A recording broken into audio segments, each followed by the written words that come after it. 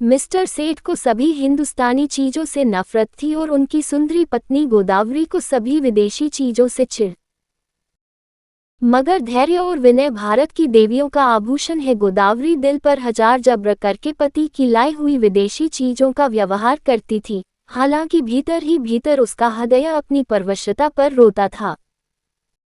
वह जिस वक्त अपने छज्जे पर खड़ी होकर सड़क पर निगाह दौड़ाती और कितनी ही महिलाओं को खद्दर की साड़ियों पहने गर्व से सिर उठाते चलते देख रही, तो उसके भीतर की वेदना एक ठंडी आह बनकर निकल जाती थी। उसे ऐसा मालूम होता था कि मुझसे ज्यादा बदनसीब औरत संसार में नहीं है। मैं अपने स्वदेश वासियों की इतनी भी सेवा नहीं कर सकती। शाम को मिस्टर सेठ के आग्रह करने पर वह कहीं मनोरंजन या सैर के लिए जाती तो विदेशी कपड़े पहने हुए निकलते शर्म से उसकी गर्दन झुक जाती थी। वह पत्रों में महिलाओं के जोश भरे व्याख्यान पढ़ती तो उसकी आंखें जगमगा उठती। थोड़ी देर के लिए वह भूल जाती कि मैं यहाँ बंधनों में जकड़ी आई हूँ। होली का दिन था, 8 बजे रात का समय। स्वदेश के नाम पर बिके हुए अनुरागियों का जुलूस आकर मिस्टर सेठ के मकान के सामने रुका और उसी चौड़े मैदान में विलायती कपड़ों ही होलियां लगाने की तैयारियां होने लगीं। गोदावरी अपने कमरे में खिड़की पर खड़ी यह समारोह देखती थी और दिल महसूस कर रह जाती थी। एक वह है जो खुश खुश आज़ादी के नशे मत वाले गर्व से सिर उठाए होली लगा रहे हैं, और एक मैं हूं कि पिंजरे में बंद पक्षी की तरह फड़फड़ा रही हूं। इन तीलियों को कैसे तोड़ दूं? उसने कमरे में निगाह दौड़ाई। सभी चीजें विदेशी थीं, स्वदेशी का एक सूत भी न था। यही चीजें वहां जलाई जा रही थी और वही चीजें यहाँ उसके हृदय में संचित ग्लानि की भांति संदूकों में रखी हुई थी। उसके जी में एक लहर उठ रही थी कि इन चीजों को उठाकर उसी होली में डाल दे, उसकी सारी ग्लानि और दुर्बलता जलकर भस्म हो जाए। मगर पति को अप्रसन्नता के भय ने उसका हाथ पकड़ लिया। सहसा मी शून्य सेठ के आकर अंदर कहा, जरा इन सिरफरों को देखो, कपड़े जला रहे हैं। यह पागलपन, उन्माद और विद्रोह नहीं तो और क्या है? किसी ने सच कहा है, हिंदुस्तानियों की नकल आई है न आएगी। कोई कल भी तो सीधी नहीं। गोदावरी ने कहा, तुम भी हिंदुस्तानी हो? सेठ ने गर्म होकर कहा, हो, लेकिन मुझे इसका हमेशा खेद रहता है कि ऐसे अभागे देश में क्यों पैदा हुआ। मैं नहीं चाहता कि कोई मुझे हिंदुस्तानी कहे या समझे। कम से कम मैंने आचार व्यवहार वेशभूषा रीति नीति कर्म वचन में कोई ऐसी बात नहीं रखी जिससे हमें कोई हिंदुस्तानी होने का कलंक लगाए। पूछिए, जब हमें 8 आने गज में बढ़िया कपड़ा मिलता है तो हम क्यों मोटा टाट खरीदें? इस विषय में हर एक को पूरी स्वाधीनता होनी चाहिए। न जाने क्यों गवर्नमेंट ने इन दुष्टों को यहाँ जमा होने दिया। अगर मेरे हाथ में अधिकार होता तो सबों को जहन्नुम रसीद कर देता। तब आटे दाल का भाव मालूम होता। गोदावरी ने अपने शब्द में तीक्ष्ण तिरस्कार भर के कहा, तुम्हें अपने भाइयों का जरा ख्याल नहीं आता? भारत के सिवा और भी कोई देश है जिस पर किसी दूसरी जाति के शासन हो? छोटे छोटे राष्ट्र भी किसी दूसरी जाति के गुलाम बनकर नहीं रहना चाहते। क्या एक हिंदुस्तानी के लिए ये लज्जा की बात नहीं है कि वह अपने ही भाइयों के साथ अन्याय करे? सेठ ने भौहें चढ़ाकर कहा, मैं इन्हें अपना भाई नहीं समझता। गोदावरी, आखिर तुम्हें सरकार जो वेतन देती है वह इन्हीं की जेब से तो आता है। सेठ, मुझे इससे कोई मतलब नहीं कि मेरा वेतन किसकी जेब से आता है। मुझे जिसके हाथ से मिलता है वह मेरा स्वामी है। न जाने इन दुष्टों को क्या सनक सवार हुई है। कहते हैं भारत आध्यात्मिक देश है। क्या अध्यात्म का यही आशय है कि परमात्मा के विधानों का विरोध किया जाए? जब यह मालूम है कि परमात्मा की इच्छा के विरुद्ध एक पत्ती भी नहीं हिल सकती, तो यह मुमकिन है कि यह इतना बड़ा देश परमात्मा की मर्जी बगैर अंग्रेजों के अधीन हो। क्यों इन दीवानों को इतनी अक्ल नहीं आती कि जब तक परमात्मा की इच्छा न होगी कोई अंग्रेजों का बाल भी बौका न कर सकेगा? गोदावरी, तो फिर क्यों नौकरी करते हो? परमात्मा की इच्छा होगी तो आप ही आप भोजन मिल जाएगा। बीमार होते हो तो क्यों दौड़े वैद्य के घर जाते हो? परमात्मा उन्हीं की मदद करता है जो अपनी मदद आप करते हैं। सेठ, बेशक करता है, लेकिन अपने घर में आग लगा देना, घर की चीजों को जला देना ऐसे काम है जिन्हें परमात्मा कभी पसंद नहीं कर सकता। गोदावरी, तो यह कि लोगों का चुपचाप बैठे रहना चाहिए। सेठ, नहीं, रोना चाहिए। इस तरह रोना चाहिए जैसे बच्चे माता के दूध के लिए रोते हैं। सहसा होली जली, आग की शिखाएं आसमान सा बातें करने लगी, मानो स्वाधीनता की देवी अग्नि वस्त्र धारण किए हुए आकाश के देवताओं से गले मिलने जा रही हो। दीनानाथ ने खिड़की बंद कर दी, उनके लिए ये दृश्य भी असह्य था। गोदावरी इस तरह खड़ी रही जैसे कोई गाय कसाई के खूंटे पर खड़ी हो। उसी वक्त किसी के गाने का आवाज आई, वतन की देखिए तकदीरें कब बदलती हैं। गोदावरी के विषाद से भरे हुए हृदय में एक चोट लगी। उसने खिड़की खोल दी और नीचे की तरफ झोंका। होली अब भी जल रही थी और एक अंधा लड़का अपनी खंजरी बजाकर गा रहा था, वतन की देखिए तकदीर कब बदलती है। वह खिड़की के सामने पहुंचा तो गोदावरी पे पुकारा, ओ अंधे। खड़ा रहा, अंधा खड़ा हो गया। गोदवारी ने संदूक खोला, पर उसे एक पैसा मिला। नोट और रुपए थे, मगर अंधे फकीर को नोट या रुपए देने का सवाल ही न था। पैसे अगर 2-4 मिल जाते तो इस वक्त वह जरूर दे देती, पर वहाँ एक ही पैसा था, वह भी इतना घिसा हुआ कि कहार बाजार से लौटा लाया था। किसी दुकानदार ने न लिया था। अंधे को वह पैसा देते हुए गोदावरी को शर्म आ रही थी। वह जरा देर तक पैसे को हाथ में लिए संशय में खड़ी रही। तब अंधे को बुलाया और पैसा दे दिया। अंधे ने कहा, माताजी कुछ खाने को दीजिए, आज दिन भर से कुछ नहीं खाया।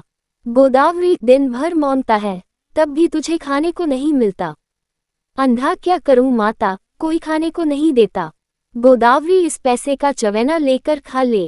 अंधा, खा लूंगा माताजी, भगवान आपको खुशी रखे, अब यही सोता हूँ। दूसरे दिन प्रातःकाल कांग्रेस की तरफ से एक आम जलसा हुआ।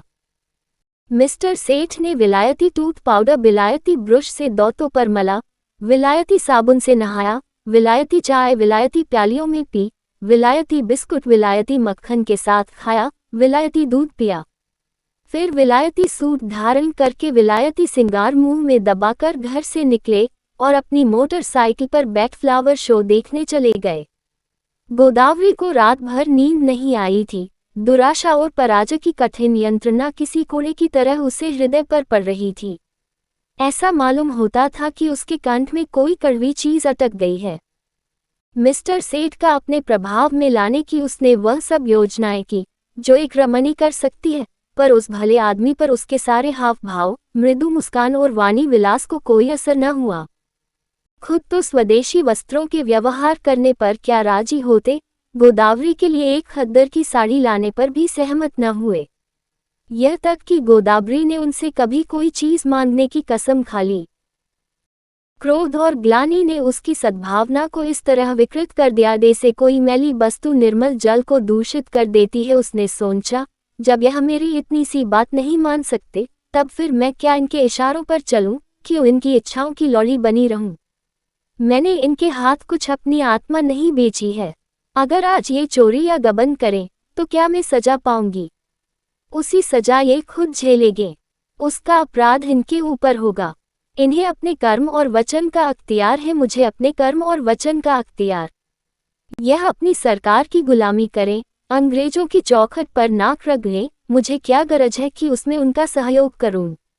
जिसमें आत्माभिमान नहीं, जिसने अपने को स्वार्थ के हाथों बेच दिया, उसके प्रति अगर मेरे मन में भक्ति न हो तो मेरा दोष नहीं। ये नौकर है या गुलाम? नौकरी और गुलामी में अंतर है। नौकर कुछ नियमों के अधीन अपना निर्दिष्ट काम करता है। वह नियम स्वामी और सेवक दोनों ही पर लागू होते हैं। स्वामी अगर अपमान करे, अपशब्द कहे तो नौकर उसको सहन करने के लिए मजबूर नहीं। गुलाम के लिए कोई शर्त नहीं, उसकी दैहिक गुलामी पीछे होती है, मानसिक गुलामी पहले ही हो जाती है। सरकार ने इनसे कब कहा है कि देशी चीजें न खरीदो? सरकारी टिकटों तक पर शब्द लिखे होते हैं, स्वदेशी चीजें खरीदो। इससे विदित है कि सरकार देशी चीजें का निषेध नहीं करती। फिर भी यह महाशय सुरखरू बनने की फिक्र में सरकार से भी 2 अंगुल आगे बढ़ना चाहते हैं। मिस्टर सेठ ने कुछ झेपते हुए कहा, कल न फ्लावर शो देखने चलोगी? गोदावरी ने विरक्त मन से कहा, नहीं, बहुत अच्छा तमाशा है, मैं कांग्रेस के जलसे में जा रही हूँ। मिस्टर सेठ के ऊपर यदि छत गिर पड़ी होती या उन्होंने बिजली का तार हाथ से पकड़ लिया होता तो भी वह इतने बदहवास न होते। आंखें फाड़कर बोले, तुम कांग्रेस के जलसे में जाओगी? हाँ जरूर जाओगी। मैं नहीं चाहता कि तुम वह जाओ। अगर तुम मेरी परवाह नहीं करते तो मेरा धर्म नहीं कि तुम्हारी हर एक आज्ञा का पालन करूं। मिस्टर सेठ ने आंखों में विष भर कर कहा, नतीजा बुरा होगा। गोदावरी मानो तलवार के सामने छाती खोलकर ली, इसकी चिंता नहीं, तुम किसी के ईश्वर नहीं हो। मिस्टर सेठ सूप गर्म पड़े, धमकी दी, आखिर मुंह फेर कर लेटे रहे। प्रातःकाल फ्लावर शो जाते समय भी उन्होंने गोदावरी से कुछ न कहा। गोदावरी जिस समय कांग्रेस के जलसे में पहुंची तो कई हजार मर्दों और औरतों का जमाव था। मंत्री ने चंदे की अपील की थी और कुछ लोग चंदा दे रहे थे। गोदावरी उस जगह खड़ी हो गई जहां और स्त्रियां जमा थी और देखने लगी कि लोग क्या देते हैं। अधिकांश लोग 2-2, 4-4 आना ही दे रहे थे। वहां ऐसा धनवान था ही कौन? उसने अपनी जेब टटोली तो 1 रुपया निकला। उसने समझा ये काफी है। इसी इंतजार में थी कि झोली सामने आवे तो उसमें डाल दूं। सहसा वही अंधा लड़का जिसे कि उसने पैसा दिया था न जाने किधर से आ गया और ज्यों ही चंदे की झोली उसके सामने पहुंची उसने उसमें कुछ डाल दिया। सबकी आंखें उसकी तरफ उठ गईं। सबको कुतूहल हो रहा था कि अंधे ने क्या दिया, कहीं 1 आध पैसा मिल गया होगा। दिन भर गला फाड़ता है तब भी तो उस बेचारे को रोटी नहीं मिलती। अगर यही गाना पिशवाज और सास के साथ किसी महफिल में होता तो रुपए बरसते, लेकिन सड़क पर गाने वाले अंधे की कौन परवाह करता है। झोली में पैसा डालकर अंधा वहां से चल दिया और कुछ दूर जाकर गाने लगा, वतन की देखिए तकदीर कब बदलती है। सभापति ने कहा, मित्रों देखिए, ये वह पैसा है जो एक गरीब अंधा लड़का इस झोली में डाल गया है। मेरी आंखों में इस 1 पैसे की कीमत किसी अमीर के 1000 रुपए से कम नहीं। शायद यही इस गरीब की सारी बिसात होगी। जब ऐसे गरीबों की सहानुभूति हमारे साथ है तो मुझे सत्य की विजय में संदेह नहीं मालूम होता। हमारे यहाँ क्यों इतने फकीर दिखाई देती हैं? या तो इसलिए कि समाज में इन्हें कोई काम नहीं मिलता या दरिद्रता से पैदा हुई बीमारियों के कारण यह अब इस योग्य ही नहीं रह गए कि कुछ काम करें, या भिक्षावृत्ति ने इनमें कोई सामर्थ्य ही नहीं छोड़ी। स्वराज्य के सिवा इन गरीबों का अब उद्धार कौन कर सकता है? देखिए वो गा रहा है, वतन की देखिए तकदीर कब बदलती है। इस पीड़ित हृदय में कितना उत्सव! क्या अब भी कोई संदेह कर सकता है कि हम किसकी आवाज हैं? पैसा ऊपर उठाकर आप में कौन इस रत्न को खरीद सकता है? गोदावरी के मन में जिज्ञासा हुई, क्या वह वही तो पैसा नहीं है जो रात मैंने उसे दिया था? क्या उसने सचमुच रात को कुछ नहीं खाया? उसने जाकर समीप से पैसे को देखा जो मेज पर रखा दिया गया था। उसका हृदय धक से हो गया। ये वही घिसा हुआ पैसा था। उस अंधे की दशा, उसके त्याग का स्मरण करके गोदावरी अनुरक्त हो उठी। कांपते हुए स्वर में बोली, मुझे आप ये पैसा दे दीजिए, मैं 5 रुपए दूंगी। सभापति ने कहा, एक बहन इस पैसे के दाम 5 रुपए दे रही है। दूसरी आवाज आई 10 रुपये। तीसरी आवाज आई 20 रुपये। गोदावरी ने इस अंतिम व्यक्ति की ओर देखा। उसके मुख पर आत्माभिमान झलक रहा था, मानो कह रहा हो कि यहाँ कौन है जो मेरी बराबरी कर सके। गोदावरी के मन में स्पर्धा का भाव जाग उठा। चाहे कुछ हो जाए, इसके हाथ में ये पैसा न जाए।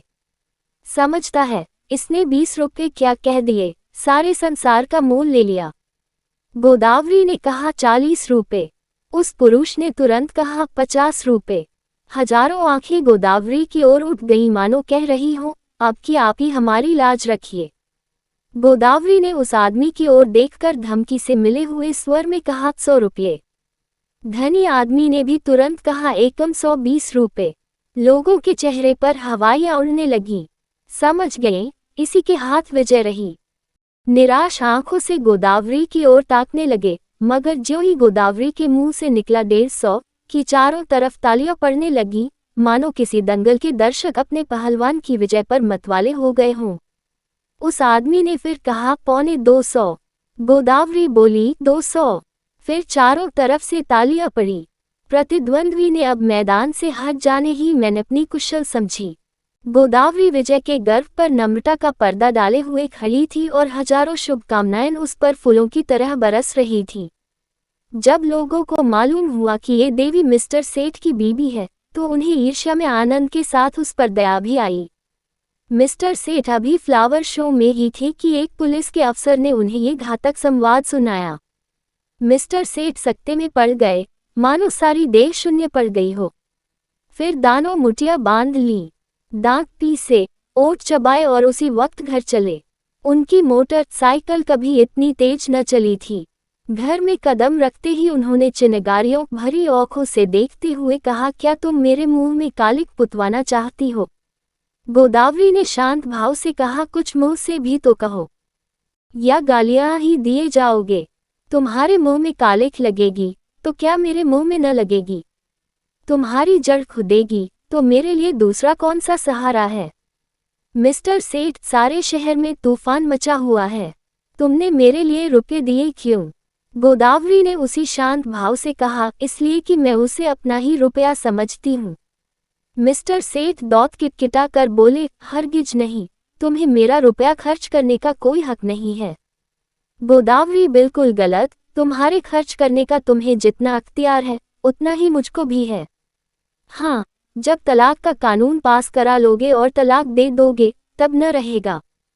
मिस्टर सेठ ने अपना हैट इतने जोर से मेज पर फेंका कि वो लुढ़कता हुआ जमीन पर गिर पड़ा और बोले, मुझे तुम्हारी अक्ल पर अफसोस आता है। जानती हो तुम्हारी इस उद्दंडता का क्या नतीजा होगा? मुझसे जवाब तलब हो जाएगा। बतलाओ, क्या जवाब दूंगा?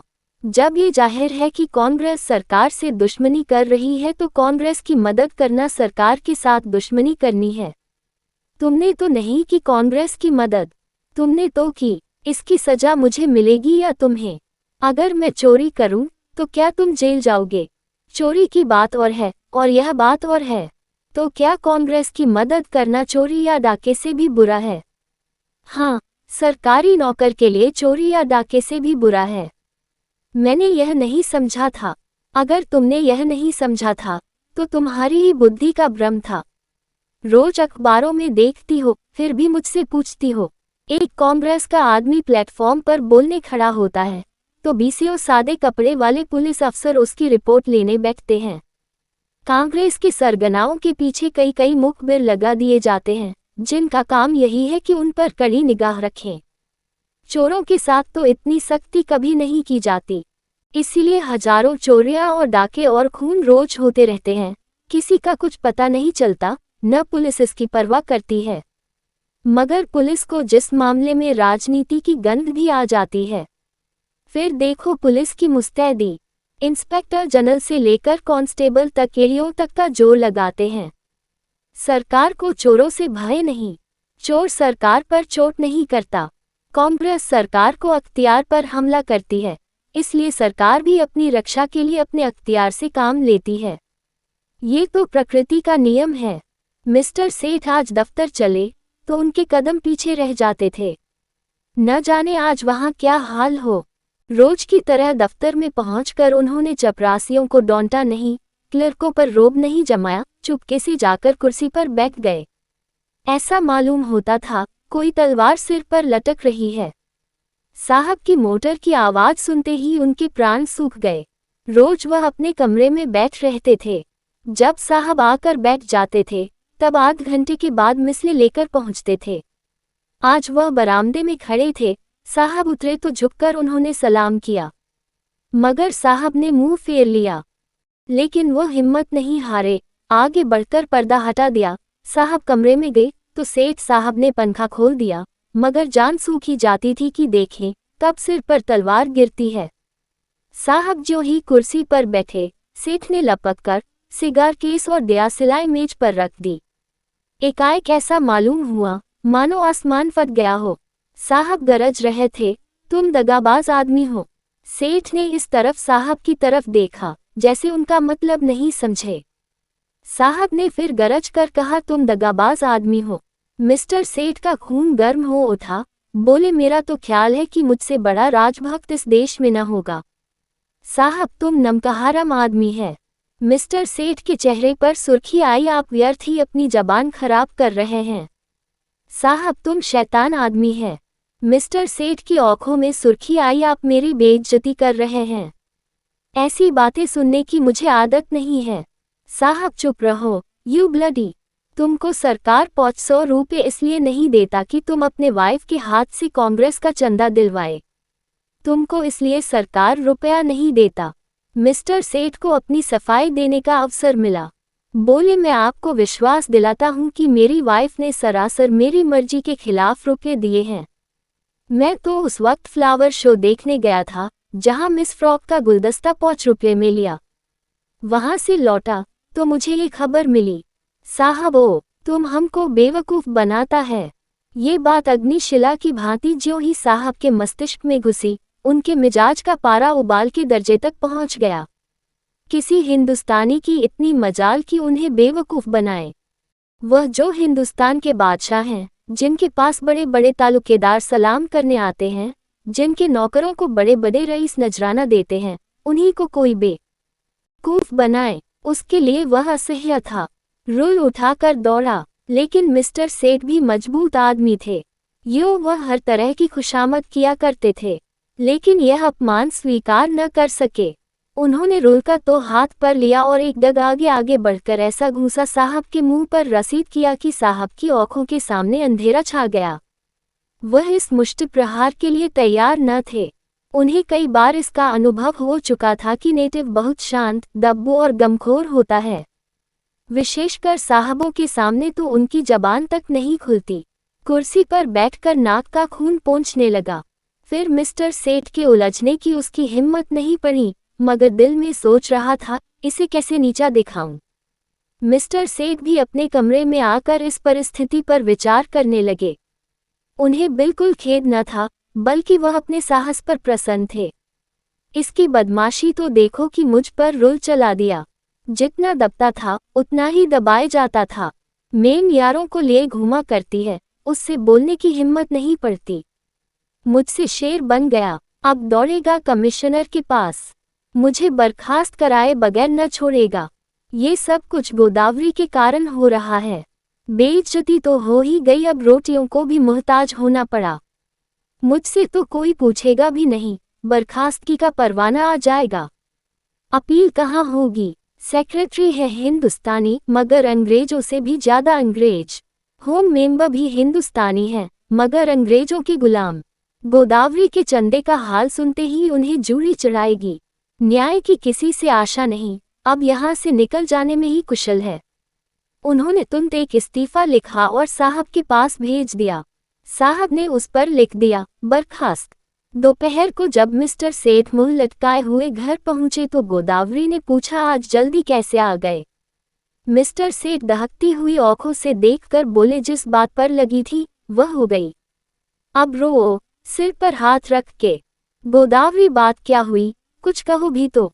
सेठ, बात क्या हुई? उसने आंखें दिखाई, मैंने चांटा जमाया और इस्तीफा देकर चला आया। गोदावरी, इस्तीफा देने की क्या जल्दी थी? सेठ, और क्या सिर के बाल नुचवाता? तुम्हारा यही हाल है तो आज नहीं कल अलग होना ही पड़ता। गोदावरी, खैर जो हुआ अच्छा ही हुआ। आज से तुम भी कांग्रेस में शरीक हो जाओ। सेठ ने ओठ चबाकर कहा, लजाओगी तो नहीं, ऊपर से घाव पर नमक छिड़कती हो। गोदावरी, लजाऊं क्यों, मैं तो खुश हूं कि तुम्हारी बेड़ियां कट गईं। सेठ, आखिर कुछ सोचा है? काम कैसे चलेगा? गोदावरी, सब सोच लिया है, मैं चल कर दिखा दूंगी। हाँ, मैं जो कुछ कहूँ वो तुम किए जाना। अब तक मैं तुम्हारे इशारे पर चलती थी, अब से तुम मेरे इशारे पर चलना। मैं तुमसे किसी बात की शिकायत न करती थी। तुम जो कुछ खिलाते थे खाती थी, जो कुछ पहनाते थे पहनती थी। महल में रखते महल में रहती, झोपड़ी में रखते झोपड़ी में रहती। उसी तरह तुम भी रहना। जो काम करने को कहूँ वह करना, फिर देखूं कैसे काम नहीं चलता। बड़प्पन सूट बूट और ठाट बाट में नहीं है। जिसकी आत्मा पवित्र हो वही ऊंचा है। आज तक तुम मेरे पति थे, आज से मैं तुम्हारा पति हूँ। सेठ जी उसकी और स्नेह की आंखों से देखकर हंस पड़े।